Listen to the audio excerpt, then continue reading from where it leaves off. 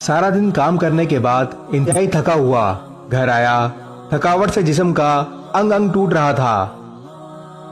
گھر آتے ہی بستر پر گر گیا۔ والدہ فوراً کمرے میں آئیں اور انتہائی شفقت سے حال احوال پوچھا۔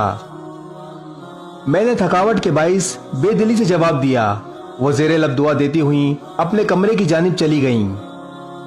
تھوڑی دیر بعد بیگم کمرے میں آئی تو میں نے کہا، بچے کہاں ہیں؟ ان کو بھیجو میرے پاس۔ بہت تھکا ہوا ہوں، اپنے جگر کے ٹکڑوں کو دیکھوں گا تو تھکاوٹ اتر جائے گی۔ بیگم فوراً صحن میں کھیلتے ہوئے ننھے منھے بچوں کو لے آئی جو آتے ہی مجھ سے لپٹ گئے۔ میں بھی ان کو دیکھ کر اپنی ساری تھکاوٹ بھول گیا اور ان پر شفقت نچھاور کرنے لگا۔ لیکن چند ہی لمحوں بعد میری والدہ محترمہ کا چریوں بھرا چہرہ میری آنکھوں کے سامنے گھوم گیا۔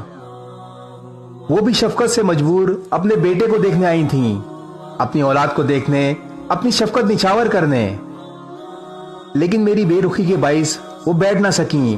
اتنا سوچتے ہی میری آنکھوں میں آنسو آ گئے۔ میں نے بچوں کو چھوڑا اور دوڑتا ہوا والدہ کے کمرے میں جا پہنچا۔ وہ اپنی چارپائی پر لیٹے نہ جانے کن سوچوں میں گم چھت کو دیکھے جا رہی تھیں۔ میں ان کی چارپائی پر ان کے قدموں میں جا بیٹھا اور ان کی ٹانگیں دبانے لگا۔ وہ فوراً اٹھی اور مجھے سینے سے لگا لیا۔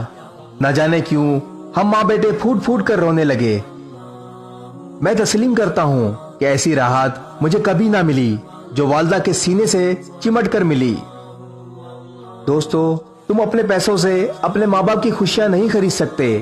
پیسہ تو انہوں نے بھی ساری زندگی کمایا ہے، اور جو پیسہ زندگی بھر کمایا وہ سب ہنستے ہنستے تم پر لٹا دیا، یہ جانتے ہوئے بھی کہ کل وہ بوڑھے ہو جائیں گے۔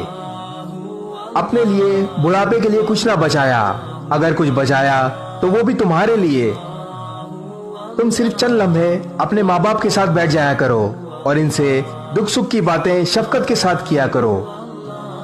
یقین کرو، دنیا و آخرت میں فلاح پا جاؤ گے۔ اس ویڈیو کو شیئر ضرور کریں، ہو سکتا ہے آپ کے ایک شیئر سے یہ بات کسی کے دل میں اتر جائے۔